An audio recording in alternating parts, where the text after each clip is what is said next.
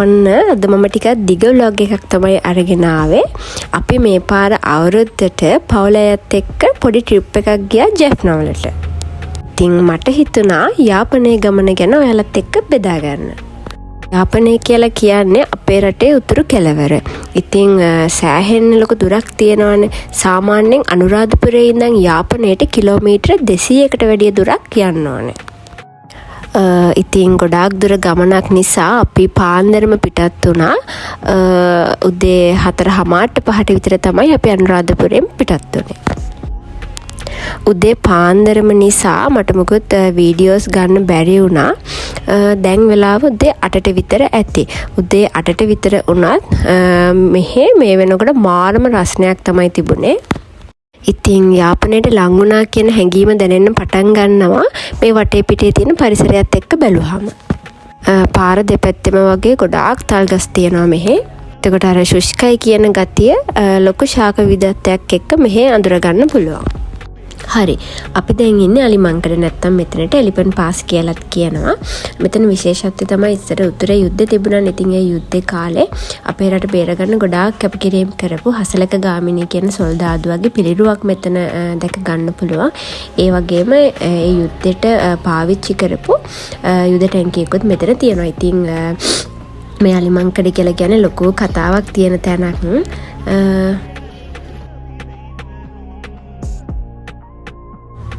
මේක අවුරුදු ගානකට කලින් ගිනිමත් වුණු පුස්තකාලයක් කියලා තමයි කිව්වේ.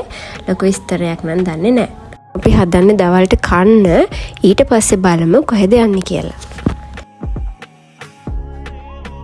දැන් අපි යාපනයට ඇවිල්ලා ඉන්නේ. දිගටම දෙපැත්තම ඉතින් මුහුද තමයි තියෙන්නේ. ඉතින් මෙහි ගොඩාක් ලොකු කඩලාන පරිසරයක් තමයි දකින්න පුළුවන්. ඒ වගේම මෙහි මුහුද ආශ්‍රිතව ගොඩාක් කලපුත් කරගෙන යනවා.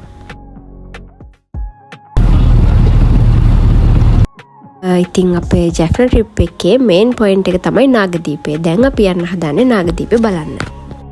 යාපනයේ ටවුන් එකේ ඉඳලා නාගදීපයට කිලෝමීටර 30ක් වගේ දුරක් තියෙනවා. නාගදීපයට බස් එකේ යන්නත් පුළුවන් ටවුන් එකේ ඉඳලා. අපි ආවේ වෑන් එකක නිසා අපිට ගොඩක් ලේසි වුණා.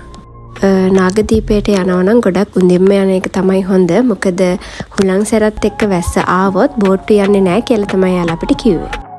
පාලම් පාරුවෙන් වගේම බෝට් එකනොත් නාගදීපයට යන්න පුළුවන්. අපි කලින් යාපනය ආවට පස්සේ පාලම් පාරුවේ ගියපු නිසා මේ පාර බෝට් එකේ යනවා කියලා හිතුවා. මේක තමයි අපේ බෝට් එක. මෙතන යන්න කලින් ටිකට් එකක් ගන්න ඕනේ. ඒ වගේම අපි පාලම් පාරුව පාවිච්චි කරනවා නම් මෙයාලා අපිට ආරක්ෂිත ජැකට් එකක් දෙනවා ඉඳ ගන්න. එහෙනම් දැන් අපි යමු.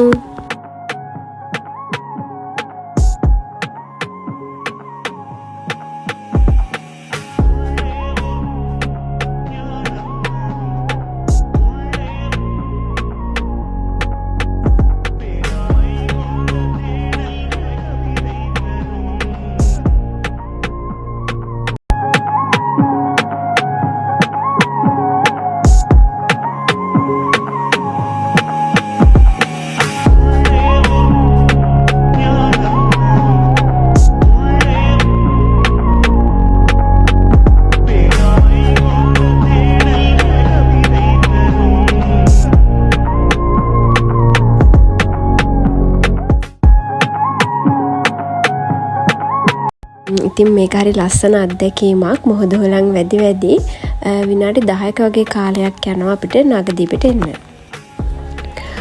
ඔන්න අපි දැන් ඇවිත් ඉන්නේ නාගදීපයට. මෙතන තමයි එන්ට්‍රන්ස් එක. මම දැන් කියන්නම් නාගදීපයේ තියෙන විශේෂත්වය මොකක්ද කියලා.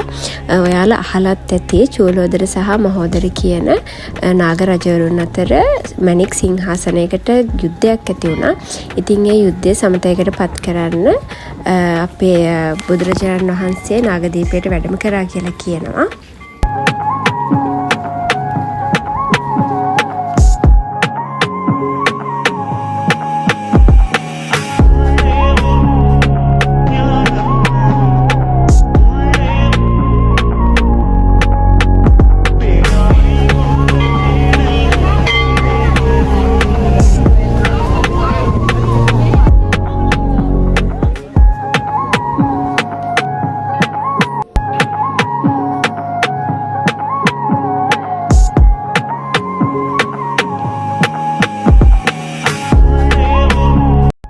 නාගදීපේ බලන්න තැන් ගොඩාක් දේවල් තියෙනවා.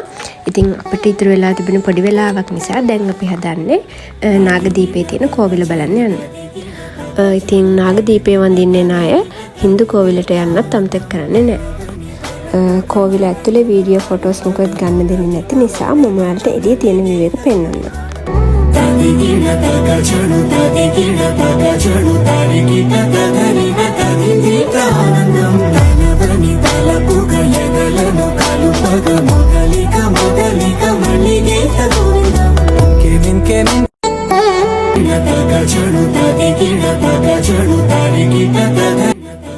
අපි දැන් හදන්නේ කෝවිලෙන් එළියට යන්න. මොකද ආපහු යන්න තියෙන බෝට් එක ටිකක් දුරින් තමයි තියෙන්නේ.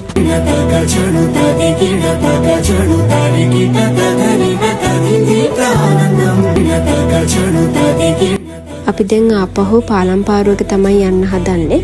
ඉතින් මේ අත්දැකීම විඳින්න නම් නාගදීපයට එන්නම ඕනේ.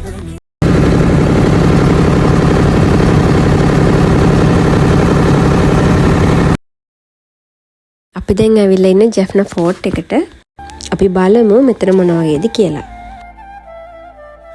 ඉතින් යාපනයේ බලකටුව කියලා කියන්නේ පෘතුගීසින් විසින් හදපු තැනක්.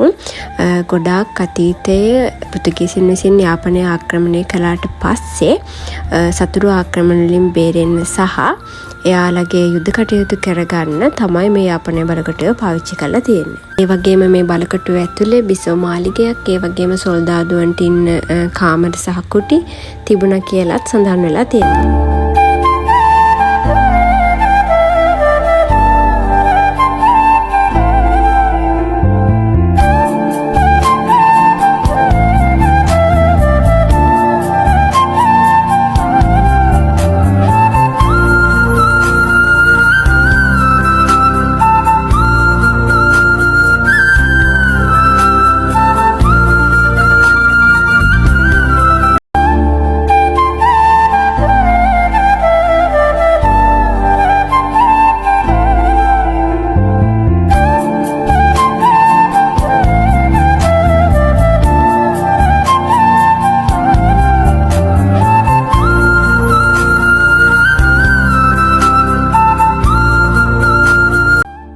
ඊළඟට අපි ආවේ පේදුරු තුඩුවට ගොඩාක් ආසන්නයෙන් පිහිටලා තියෙන දම්කොළ පොටන බලන්න.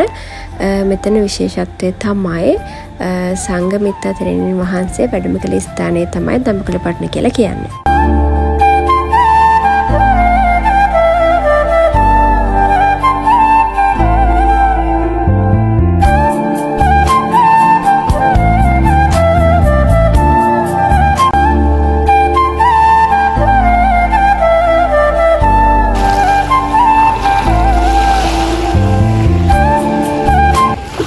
ඉතින් දැන් ටිකක් හවස් වීගෙන එන්නේ. අපි දැන් ආපහු යන්න කියලා තමයි හදන්නේ.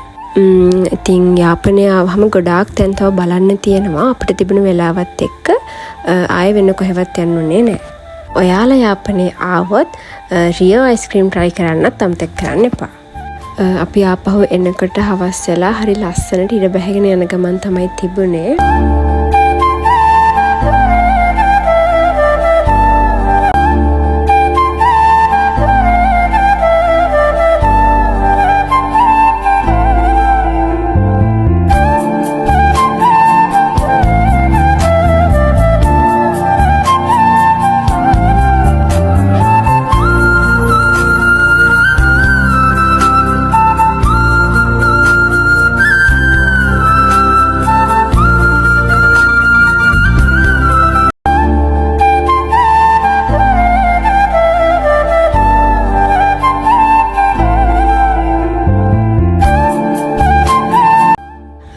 ඉතින් යාපනයේ ට්‍රිප් එකත් එක්ක මෙහෙම තමයි දවස ගෙවුනේ. අපි ආපහු එනකොට අපිට යාළුවෙකුත් හම්බුණා. කවුද බලන්නකෝ. ලොකු කැලෑවක් තියෙන නිසා රැට මේ පැත්තේ අලි නිතරම වගේ මාරු වෙනවා කියලා කියනවා. ඉතින් දැන් මේක මෙහෙම බැලුවට ඒ වෙලාවේ ගොඩාක් බය වෙලා තමයි හිටියේ. කොහොම හරි මෙයා ආපහු කැලේට යනකම් ඉඳලා තමයි අපි එන්න පිටත් උනේ. ඉතින් චුට්ටක් බය වෙලා හිටියත් මේකත් මට අමුතු අත්දැකීමක් වුණා. ඊළඟ vlog එකෙන් හම්බ වෙනකන් ගිහින් එන්න.